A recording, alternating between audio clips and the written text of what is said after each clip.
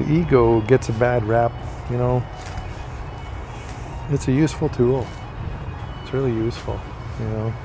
It gets a bad rap in a lot of spiritual circles. There's a lot of talk about getting rid of the ego. But, you know, the ego is useful. The ego can help us in ways that we just don't recognize, right? You know, once we make that statement about who we are to the world, the ego starts to participate in that too, you know? And the ego will fool us into thinking that this creation is real. And that's a really useful thing, because if we're continually bypassing what's showing up in front of us and not participating in it, then we're wasting the catalyst, we're wasting the opportunity.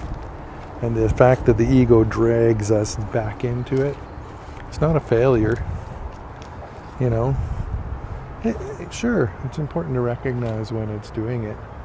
You know, even after the fact, the debrief is actually more important than the in-the-moment practice sometimes, you know.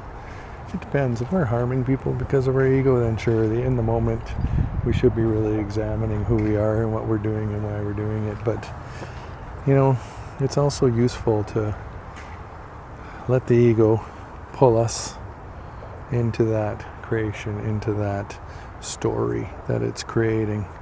Because there's something there. And it's telling us there's something there. There's something there for us to release, something there for us to work through, something there for us to accept about who we are, you know. And if it's coming from fear, then it's worth us examining that fear. If it's coming from self-protection, then it's worth us examining that fear. In that moment, that ego is giving us a gift. Sure, the ego thinks it knows everything that's going on, but it's still giving us something. You know, it's still giving us something. And you can never truly get rid of it. You can never truly get rid of it. So don't even try.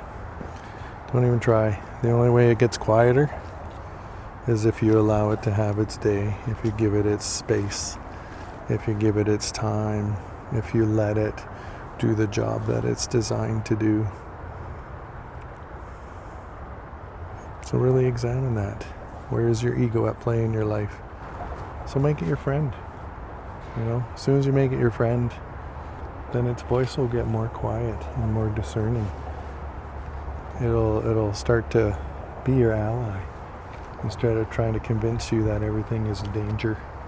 Instead of trying to convince you that you should stay inside or not talk to that person, or, you know, hate that person because they voted the wrong way, or, you know, or freak out because, you know, the tariffs or the economy or whatever.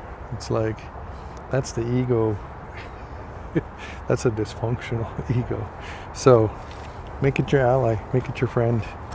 Start participating with it. Start accepting the gifts that it's offering you.